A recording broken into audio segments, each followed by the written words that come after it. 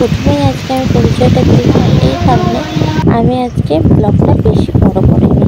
তো সকাল সব সকালের কাজগুলো হয়ে গেছে, বাসি কাজগুলো করে নিয়ে এবার চলে এসেছি আমি চা বানাতে। তো হ্যাঁ, বাসি কাজগুলো সেরে নেওয়ার পরে বৃষ্টি এসে গেছিলো, তো একটু খানিকটা ভিজেও গেছিলাম। তো কি হবে, আর ভিজতে তো হবেই না, বর্ষা যেহেতু ভিজতেই হবে, আর কি করা যাবে। ভিজলেই যে কাজকর্ম বন্ধ করে দিতে হবে তা কিন্তু নয়, আমাদের কিন্তু কাজ করেই যেতে হবে। তো যাই হোক বন্ধুরা, সকাল সকাল কিন্তু চা না খেলে দিনই শুরু হয় না। আমরা বাঙালি বস, বাঙালিদের চা না খেলে দিন শুরু হয় না। তো যাই হোক, সকাল সকাল আমি দুধ চা বসিয়ে দিয়েছি। হ্যাঁ, বাঙালিদের যেমন চা ছাড়া চলে না, তেমন আমার আবার চায়ের সাথে দুধ চা না হলে চলে না। চা মানেই আমার কাছে দুধ চা। বিয়ের আগে জানো তো আমি চা খেতাম না, কফি খেতাম আমি। তো যাই হোক, সে সময়ের সাথে সাথে সব কিছুই চেঞ্জ হয়ে যায়। আমরা কিন্তু পরিস্থিতির শিকার, পরিস্থিতি কিন্তু আমাদের সব কিছু শেখায়, তাই না, বিশেষ করে মেয়েদেরকে। তো 2 কাপ এখানে আমি চা নিয়ে নিলাম, সঙ্গে নিয়ে নিলাম 2টো করে বিস্কুট, একটা আমার ছেলের একটা আমার। তো যাই হোক, এখন যথেষ্ট বড় হয়েছে, চা খাওয়ার মতো বুদ্ধিও ওরও হয়ে গেছে। যেহেতু ও স্কুলে যাবে, তাই জন্য ওর জন্য পান্তা ভাত রেখে দিয়েছিলাম আগের দিনে। সেই পান্তা ভাতটুকুনে আজকে ডাল চানাচুর দিয়ে মেখে দেবো। আমার ছেলে আবার কোনো তরি তরকারি দিয়ে খায় না, জানো তো, ও লঙ্কাও খায় না। পান্তা ভাতে নুন দিয়ে মেখে দিতে হবে।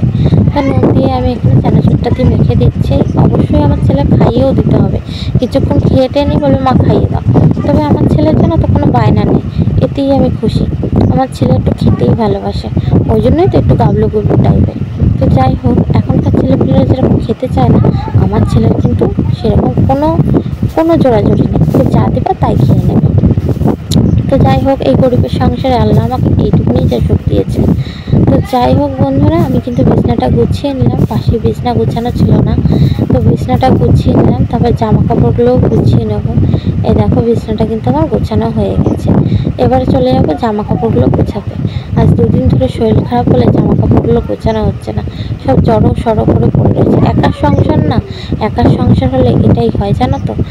কি করবো বলো, আমার তো মেয়ে নেই, আমার ছেলে যেহেতু, তাই নিজেকেই করতে হবে। যদি মেয়ে থাকতো তাহলে হয়তো বলতে পারতাম যে মা একটু তুই করে দে, আমি তো পারছি না, তুই একটু করে দে। এটা ভুল ধারণা। ছেলে হোক বা মেয়ে, মায়ের কাছে সব সন্তানই এক, তাই না বলো। তো যাই হোক, আমার ছেলেও কিন্তু আমার কাজ অনেকটা করে দেয়, বললেই করে দেয়। মেয়ে বলেই যে করে দেবে আর ছেলে বলে করে দেবে না, এটা তেমন নয়। আমার ছেলে আমার শরীর খারাপ হলে সব কাজ করে দেয়। আমার ছেলের আজ 9 বছর বয়স, প্রায় 9.5 বছরই ধরো, আর কদিন পরে 10 বছরে পা দেবে আমার ছেলে। যাই হোক, অনেক ছোট থেকেই আমার অনেক কাজ করে দেয়, আমার কষ্টটা বোঝে। বলে না, মা হলো, মায়ের কাছে ছেলেরা আপন আর বাবার কাছে মেয়েরা। মেয়ে জন্মায় হয়তো বাবার জন্য, আর ছেলে জন্মায় মার জন্য। এখানে কথা বলতে বলতে আমার অনেকগুলো কাজ হয়ে গেল। এদিকে আমি আজকে করব কুমড়ো শাক সজনে শাক দিয়ে। 2টো ছেলে কুমড়ো হয়েছিল, জানো তো। সেই কুমড়ো শাক দুটো চালের মাথায় না তুলে আমি কেটে নিয়েছি, আর সজনে শাক দিয়ে ভেজে নিচ্ছি। অভাবের সংসার, বুঝতেই পারছো, যতটা পারছি এগিয়ে রাখছি। আর হ্যাঁ, আগে বলে রাখি তোমাদেরকে, কদিন ধরে তো বললাম আমার শরীরটা খারাপ, ওর জন্য ঠিক করে আমি কাজকর্ম করতে পারিনি। তো শরীর খারাপ যেমন তেমন সেরকম, সব থেকে বড়ো কথা, এখন যে পরিস্থিতির মধ্যে এখন আমি পড়ে গেছি না, সেরকমভাবে কখনো হয়নি। চারিদিকে ধার দেনা রয়েছে, তার উপরে আবার আমার গাড়ির লোন চলছে, চারিদিকে একদম ধার দেনায় মরে গেলাম। যাই হোক বন্ধুরা, বলতে বলতে কিন্তু আমার রান্নাবান্নাগুলোও কমপ্লিট হয়ে গেছে। এদিকে করেছি মাছ চচ্চড়ি, লোটে মাছ চচ্চড়ি, ডাল, আর ওই যে বললাম কুমড়ো শাক ভাজা সজনে শাক দিয়ে। তারপরে তাকগুলোকে একটুখানি মানে ঝুল নতুন কিনেছি, এই 1 মাসও হয়নি, তাও একটুখানি ঝেড়ে মেরে নিচ্ছি যাতে ধুলোমুলো পড়ে, ঝুলমুল পড়ে। আর জানো তো, যেই টাইমে আমি ভিডিও করছিলাম সেই টাইমে কারেন্টটাও অফ হয়ে গেছিলো, যার জন্য ফ্ল্যাশ ছেলেই আমাকে ভিডিওটা করতে হচ্ছে। তো যাই হোক, যতটা পারছি তোমাদেরকে চেষ্টা করছি দেখানোর যে কতটা কি পারছি আমি। তো এইভাবেই কিন্তু গুছিয়ে টুছিয়ে রাখি আমি। আর এই যে কুটো কাটাগুলো দেখছো, এই কুটো কাটাগুলো একটুখানি মুছে নিচ্ছি এই কারণে, না মুছলে পরে কী বলো, তেল চিটে হয়ে যায়। আর একটু হালকা হালকা তেল চিটে হয়েও গেছে, প্রায় 2-3 দিন হয়ে গেল আমি এগুলো মুছিও না, হাতও দেওয়া হচ্ছে না। মানে পরিস্থিতি আর সময় না পাচ্ছি না ঠিক করে যে একটু ঘরদোরগুলোকে গুছাবো। তাও চেষ্টা করছি ঘরদোরগুলোকে একটু গুছিয়ে রাখার। এই 2-3 দিন শরীর খারাপে একদম ঘরের কাজে হাত দেওয়া হয়নি। তাই ভাবলাম আজকে একটু শরীরটা ভালো লাগছে যখন, তাহলে কাজগুলো একটু হাতে হাতে করেই নিই, যতটুকু আর হয় আর কি, কাজগুলো তো এগিয়ে যাবে। তো ভাবলাম যখন কাজগুলো করবোই, তখন ক্যামেরাটাও অন করে দিই। এই যে জিনিসগুলো দেখছো না, এই জিনিসগুলো তোমরা তো জানো আমি প্রত্যেক দিনের জিনিস প্রত্যেক দিনই কিনে নিয়ে আসি, আমার গরিবের সংসার। আর কি করা যাবে বলো, সবাই তো আর আল্লাহ সমান দেয় না, যে কি যতটুকু দিয়েছে সেইটুকুনি নিয়েই বেঁচে থাকা দরকার, সেইটুকুনি খুশিতে মেনে নেওয়ার দরকার। আল্লাহ যাকে যতটুকু দিয়েছে বুঝে শুনেই দিয়েছে, কাউকে কম কাউকে বেশি দিয়ে তাকে কিন্তু কষ্ট দিইনি, সবাইকেই কিন্তু সমান দিয়েছে। কিন্তু আমরা মানুষরা সেটা কিন্তু বুঝতে পারি না, জানো তো। তো যাই হোক, বলতে বলতে অনেকটাই গল্প করে ফেললাম আর অনেকটাই কাজও হয়ে গেল। তো এখানে জিনিসগুলো আমি প্রত্যেক দিন কিনে আনি বলে একটু একটু করে জমে গেছিলো, তাই গ্লাসের ভেতরে সব রেখে দিলাম।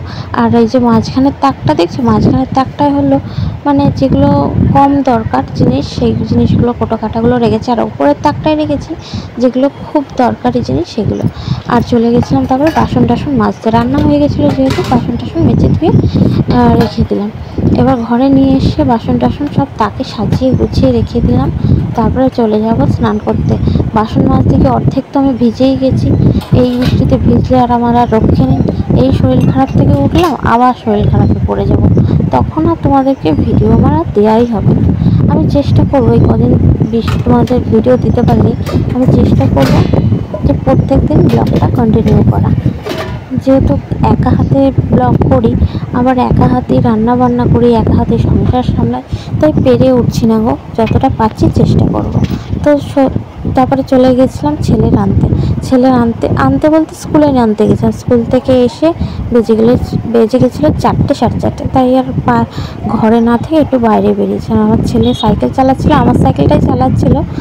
তো বন্ধুরা, এখানেই আমি ব্লগটা শেষ করব। তো কীরকম লাগলো তোমাদের প্লিজ লাইক কমেন্ট শেয়ার করে আমার পাশে থেকেও। দেখা হচ্ছে নেক্সট ব্লগে।